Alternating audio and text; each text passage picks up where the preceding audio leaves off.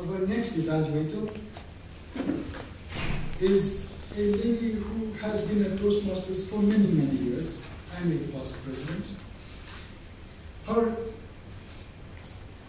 vision has led a really big medical company to go places, and her leadership style is something that all of us need to look at to see what it takes to take an organization to the levels that it is going. It for sure takes a lot of courage to move an organization of that size to those levels. But it might not be that apparent to people. So I think it takes some study of her and the way she works to get that message across. And I'm very privileged to have her here with us at Toastmasters in this club. She says, "My parents did not accept the word afraid. You had to be courageous all the time.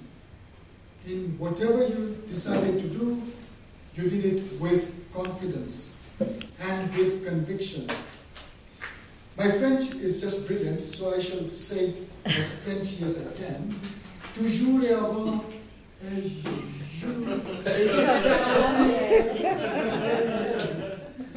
which means. Yeah, exactly, that's what I said. That's right. That's exactly what I said. Beg your pardon. Say it again. Always forward, never backwards.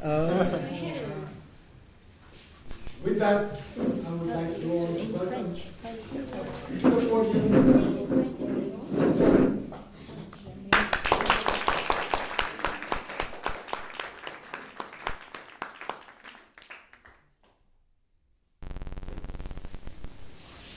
It's always such a pleasure to listen to your, I have a lot of pleasure to listen to your speeches.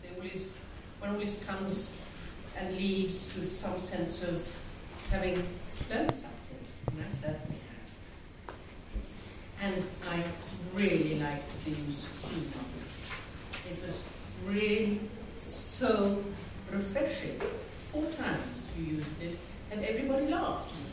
And I thought that was so nice because it brought down something we all think is rather boring, knitting, down to our level.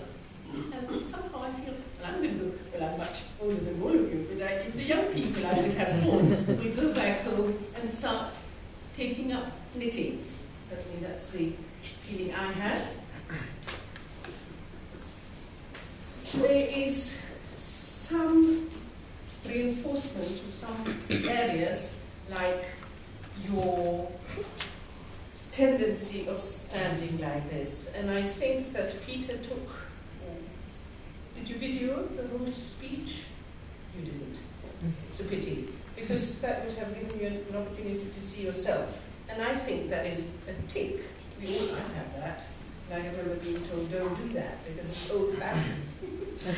So, not to do that, and you sometimes have that tendency. It's something you can work over. Perhaps next time you present a speech, have someone film it, so you can watch yourself where you went wrong. And this old-fashioned pastime of knitting was brought down to our level, as I said, and you gave us a lot of examples of the different types of wool, perhaps a little bit too many, because I was a little confused by the end. There were just a little bit too many, but you did it so well, and you brought them out at the appropriate time.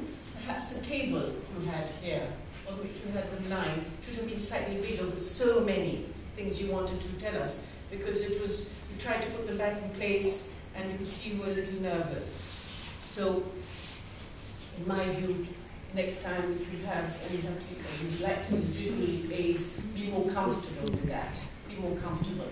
Because you are to present a speech in 7 minutes. By the way, you took 6 minutes and 55 seconds, so you're well within the time. Well within the time.